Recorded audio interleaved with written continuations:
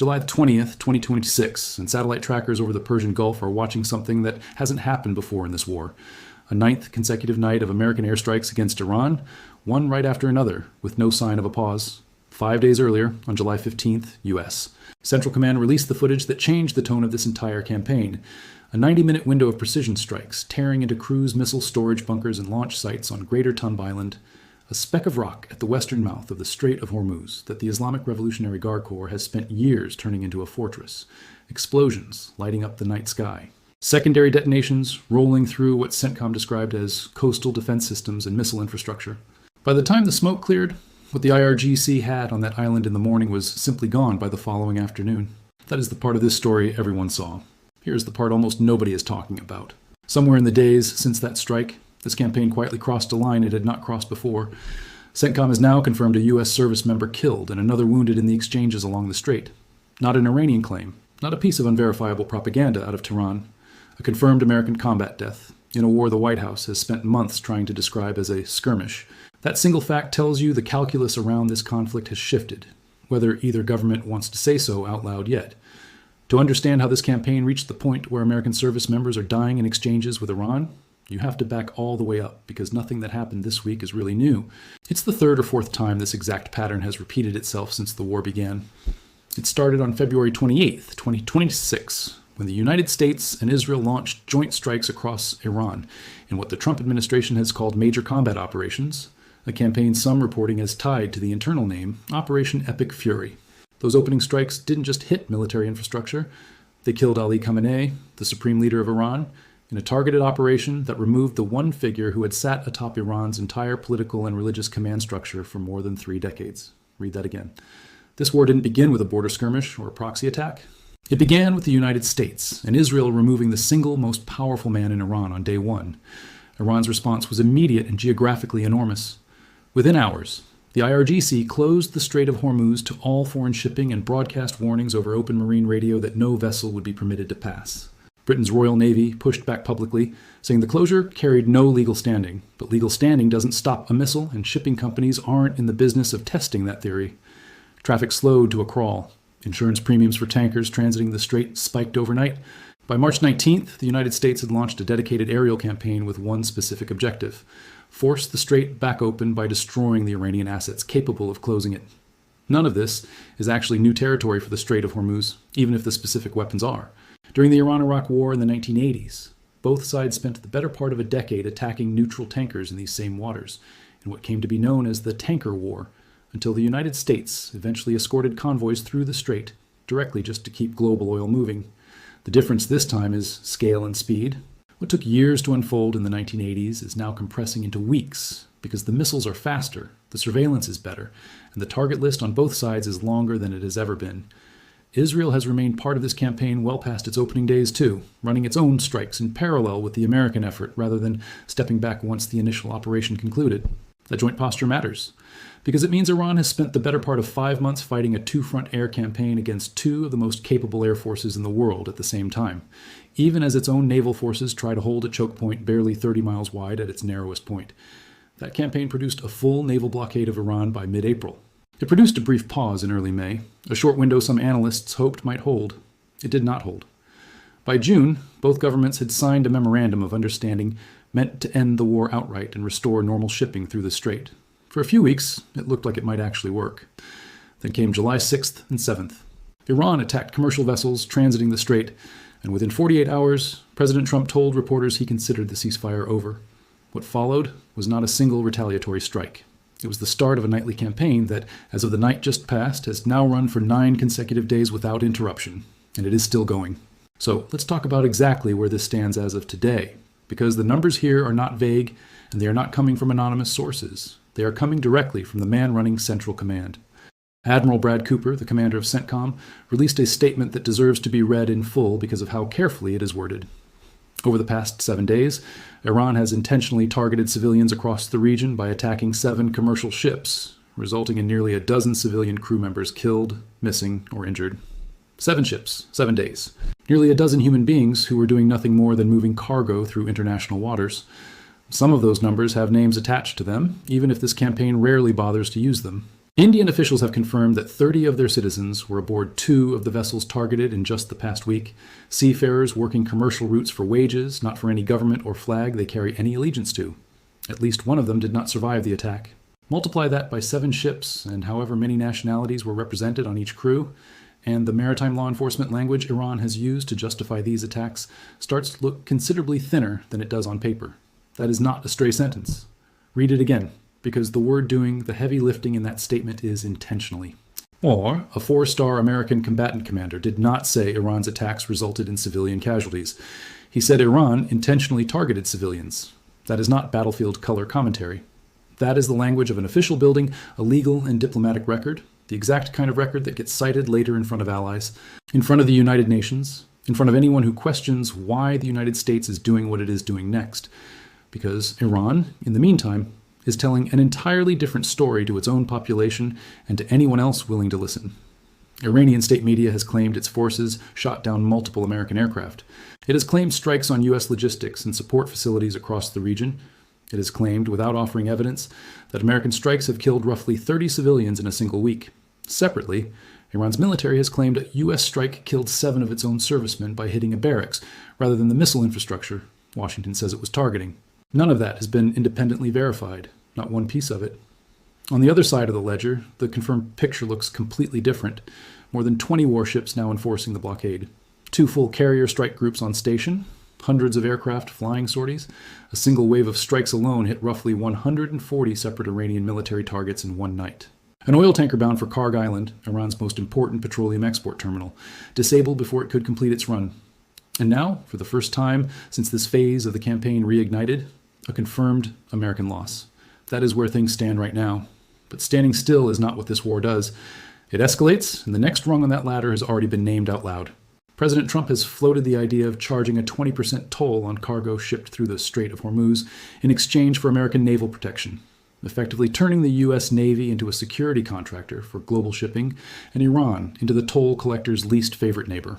He has publicly described the current exchange as a military skirmish, even while acknowledging Iran will fight for a while longer. And separately, the administration has confirmed it is actively monitoring activity at Pickaxe Mountain, the underground facility tied to Iran's nuclear program, with an explicit warning that it will be struck if deemed necessary.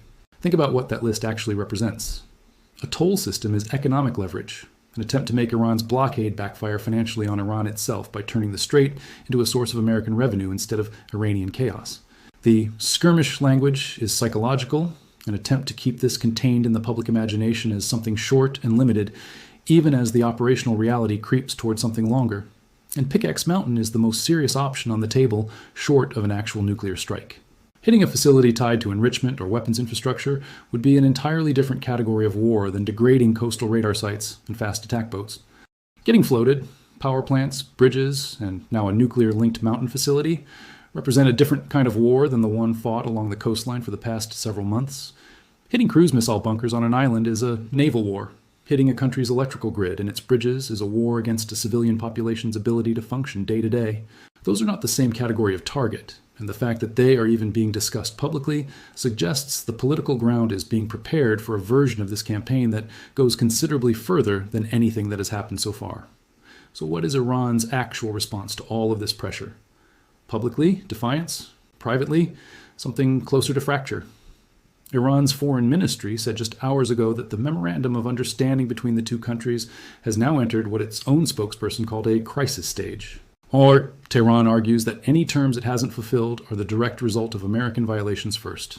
It says weekend talks in Oman focused solely on the Strait of Hormuz and collapsed because of what it describes as American pressure on the Omani mediators. It has also flatly rejected allowing the head of the International Atomic Energy Agency to inspect its nuclear sites. Read that carefully, because it tells you something the headlines about missile strikes don't. Iran is simultaneously claiming military victories it cannot substantiate, blaming the collapse of a peace deal entirely on the other side, and refusing outside inspection of the one category of site the United States has explicitly said it is now watching most closely. That is not the posture of a government negotiating from strength. That is the posture of a government trying to manage the optics of a losing position for a domestic audience with no independent way to check the claims being made to it. Now let's get into how this campaign is actually being fought, because the specific mix of aircraft and munitions being used is not random. It is a message in itself. Every strike package running against fortified positions like Greater Tunby Island opens the same way, not with the bombs, but with the hunt for radar. F-16 aircraft flying the Wild Weasel mission go in ahead of everything else, deliberately provoking Iranian air defense radars into activating so they can be found and destroyed before the main strike package ever arrives. The moment an Iranian surface-to-air radar switches on to track an incoming aircraft, it has effectively broadcast its own coordinates. That is the entire point of the AGM-88 HARM missile riding under those Wild Weasel jets, a fire-and-forget anti-radiation weapon that homes directly in on the electromagnetic signal a radar system gives off the instant it activates. Turn the radar on to defend the island, and the defender has just handed the attacker a homing beacon pointed at itself. Leave it off, and the island is flying blind against an incoming strike. There's no good option in that trade, which is exactly why it is the first move in every package. Behind the Wild Weasels comes the actual weight of the strike, F-15E Strike Eagles, one of the most capable dual-role strike aircraft in the American inventory, carrying precision-guided munitions and, on the hardened targets, bunker buster bombs heavy enough to punch through reinforced cruise missile storage bunkers built into rock. This is not a subtle airframe. It is built to haul enormous payloads at high speed and put them exactly where they are aimed, which is precisely why it is the platform doing the heaviest damage to Iran's coastal missile infrastructure night after night. Layered above all of it is the surveillance and jamming picture that makes the rest of the package possible. E-2 Hawkeye aircraft, identifiable by the rotating radar dome on top of the fuselage, operate off the carriers to build a real-time picture of everything moving in the strike zone. EA-18G Growlers fly alongside to jam Iranian radar and communications, which means that while American commanders are looking at a clear, high-resolution picture of the battle space, the picture inside an Iranian command post during an active raid is closer to static. Degraded communications, jammed radar returns, and commanders making life-or-death decisions with a fraction of the information they would normally have. Increasingly, swarms of one-way attack drones are being used to saturate the smaller, harder-to-reach positions scattered across the islands near the strait, positions too dispersed and too numerous for manned aircraft alone to cover efficiently on a nightly basis. Underneath the air campaign sits an equally important naval layer that gets far less attention than the fighter jets. Harley Burke-class destroyers equipped with the Aegis combat system have been running escort duty for commercial convoys attempting the transit, using their radar and interceptor missiles to shoot down Iranian drones and anti-ship missiles before they ever reach a tanker's hull. That escort mission is the actual mechanism behind the reimposed blockade. It isn't just aircraft hitting targets ashore, it's warships physically standing between Iranian batteries and the ships trying to move through the strait, which is also exactly the kind of close-quarter standoff most likely to produce the accidental engagement that turns one bad night into something considerably larger. Put all four pieces together, suppression, strike, surveillance, and drone saturation, and you get a campaign that is not improvising. It is running the same layered doctrine the U.S. Air Force and Navy have refined since the first Gulf War, adapted to a coastline covered in small, hardened, dispersed targets. The choice of platform is itself a message to Tehran. This is not a limited punitive raid using whatever happened to be available. This is the full suppression strike architecture run repeatedly against a target list that keeps growing. Now put actual numbers against 9 straight days of that architecture running every single night. Roughly 140 targets in a single wave alone. A blockade enforced by more than 20 warships and 2 full carrier strike groups. Straight traffic that had been running at roughly 24 ships a day before the ceasefire collapsed, cut nearly in half within a week of the fighting resuming. Brent crude spiking more than 9.5% in a single trading session. The U.S. national average for a gallon of gas climbing back toward the $4 mark for the first time in years. An Iranian tugboat sunk, more than a dozen merchant vessels damaged, 2 merchant ships captured outright. And now, for the first time, a name added to the American casualty list that did not exist a week ago. For anyone watching this from a gas station rather than a situation room, the through line is simple. Every night this campaign continues, the odds of prices at the pump climbing further go up, not down, because the market is pricing in the possibility of an actual closure of the strait, rather than just periodic disruption. A national average near $4 a gallon is not a worst-case number. It is where things stand with the strait still technically open and shipping still technically moving, just slower and at greater risk. If Iran manages even a temporary full closure, or if a wider strike against energy infrastructure knocks out enough Iranian production to trigger a broader regional supply shock, the number that matters most to people watching this unfold from outside the region will not be casualty counts or target counts. It will be whatever shows up on the sign at their local gas station the next morning. Those numbers are not separate stories running in parallel. They are 3 tracks of pressure converging on the same government at the same moment. And that convergence is the real story here, not any single strike. The first track is financial. Every additional day this campaign runs, Iran's primary source of leverage, its ability to threaten the flow of a fifth of the world's seaborne oil trade, gets more expensive to sustain and less effective to use. Every tanker disabled before it reaches Karg Island is revenue Tehran does not collect. Every spike in global oil prices puts pressure not just on Iran, but on every government watching this unfold, which increases the outside incentive to push both sides toward a deal Iran can no longer dictate the terms of. That leverage does not stop at Iran's own border either. Roughly a fifth of the world's seaborne oil and a comparable share of global liquefied natural gas moves through the Strait of Hormuz, most of it bound for refineries in China, India, Japan, and South Korea, rather than the United States. War risk insurance premiums for tankers willing to make the run have climbed sharply since the ceasefire collapsed, and several shipping firms have already begun rerouting around the Cape of Good Hope entirely, adding roughly 2 weeks and a substantial fuel cost to voyages that used to take a fraction of the time through Hormuz. Every one of those decisions is a quiet vote of no confidence in Iran's ability to guarantee safe passage, and every one of them tightens the economic vice a little further. The second track is military, and it is the most visible one. Night after night of strikes degrading the specific hardware Iran needs to make its blockade credible. Cruise missile storage, launch sites, coastal radar, fast attack craft. Every one of those categories has been hit repeatedly, which means the operational capability Iran is drawing on tonight is smaller than what it had a week ago, and considerably smaller than what it had when this phase of the war reignited in early July.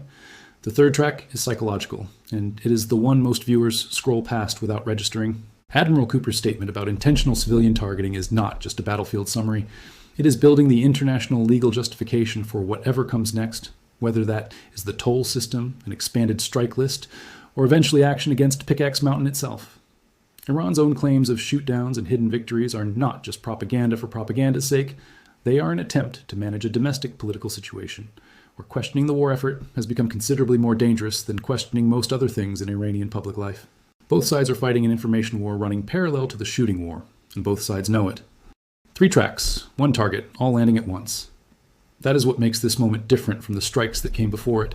Not any single new weapon or new number, but the simultaneous stacking of financial exhaustion, military degradation, and information pressure onto a government that just lost the one man who used to sit at the top of its entire command structure.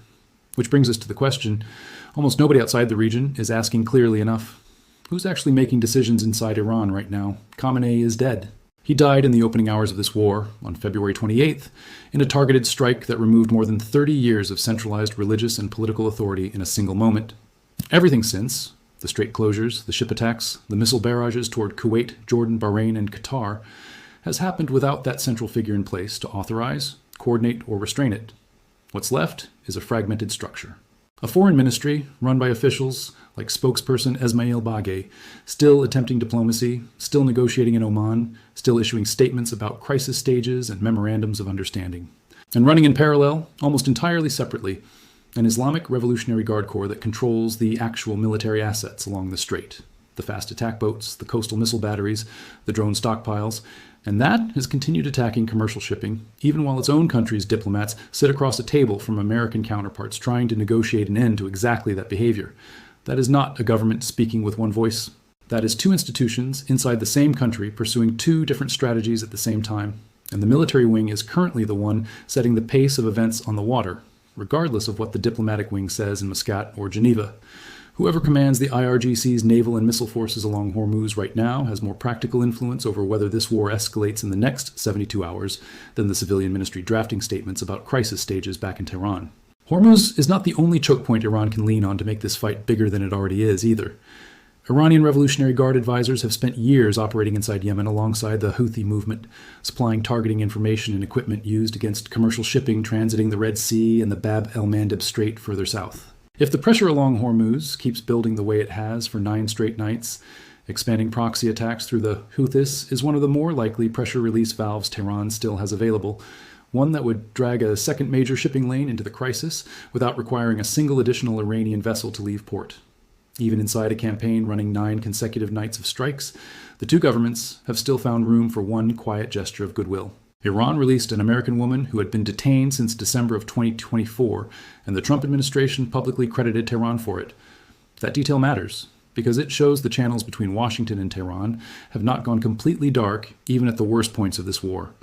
Humanitarian gestures and diplomatic back channels are still functioning in parallel with nightly airstrikes, which is its own kind of strange, and it is exactly the sort of complexity that gets lost when a story this large gets reduced to a single headline about bombs falling. That fragmentation is not a side note. It is arguably the single most dangerous structural fact in this entire conflict, and here's why. In a war with a clear, centralized chain of command on both sides, a ceasefire holds because someone at the top can order the shooting to stop and expect that order to be followed everywhere at once. In a war where the diplomatic track and the military track are being run by two institutions that no longer fully answer to each other, a ceasefire can be signed in June and still collapse in July, because the people who signed it were never the people actually pulling triggers along the coastline. That is exactly the pattern this war has now repeated at least twice. A deal, a pause, and then a resumption driven by actors. The negotiators either couldn't or wouldn't rein in. So where does this actually go from here? The honest assessment, stripped of both governments' talking points, looks like this. The coastal degradation campaign is not slowing down. 9 consecutive nights of strikes with no announced end date suggests this is now the operating tempo, not a temporary spike. The toll proposal and the Pickaxe Mountain warning both suggest the target list is actively expanding beyond coastal military infrastructure toward economic leverage and potentially Iran's nuclear program itself. Secretary of State Rubio's statement that the U.S. remains open to a diplomatic solution is real, but it was delivered in the same breath as a direct accusation that Iran's actual behavior, missiles, and drones fired at ships rather than diplomatic language is what the U.S. is responding to. That is not the language of a side expecting talks to resume soon. That is the language of a side explaining, for the diplomatic and legal record, why the strikes are continuing. None of this means Iran's remaining capability disappears once the confirmed target list runs dry. A degraded conventional force typically doesn't stop fighting. It just changes how it fights. Fast attack craft that can hide among fishing boats until the moment they launch, mines seated along shipping lanes that are far cheaper to lay than a cruise missile battery is to build, and hit-and-run strikes from positions that shift after every raid are all asymmetric tools that get more attractive to a military that knows it cannot win a symmetrical fight against carrier strike groups and stealth-capable jamming aircraft. Expect the visible target list to keep shrinking, even as the harder-to-detect threats along the strait become the primary danger to shipping going forward. The rest of the world is not standing by quietly either, even if it isn't doing much to actually change the trajectory. China, which buys more Iranian oil than any other country on Earth and routes a significant share of its own energy imports through Hormuz, has repeatedly called for de-escalation at the United Nations, without committing to anything beyond statements. Russia has used the war to needle Washington rhetorically while offering Tehran little in the way of concrete military support. Gulf states with nothing to gain from a wider war, chiefly Saudi Arabia and the UAE, have spent months quietly urging restraint on both sides while staying almost entirely out of the fighting themselves. None of that outside pressure has slowed the nightly strikes so far, which says a great deal about how much weight international calls for calm currently carry against a campaign both sides consider existential. In the next 48 to 72 hours, expect the nightly tempo to hold or increase, expect Iran's public claims to keep diverging further from CENTCOM's confirmed numbers, and expect at least one more attempt at talks in or around Oman that gets framed publicly as progress by one side and as another instance of outside pressure by the other. What the day-to-day coverage keeps missing is the compounding effect of that 3-track pressure campaign.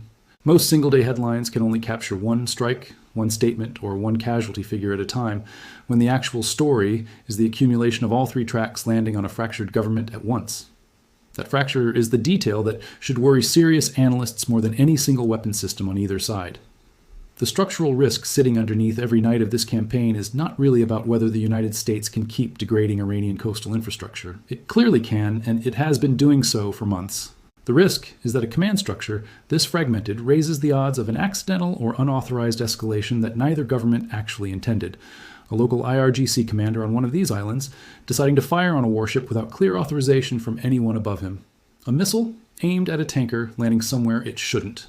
A strike near Pickaxe Mountain read in Tehran as the start of a wider nuclear targeting campaign regardless of how it was actually intended in Washington.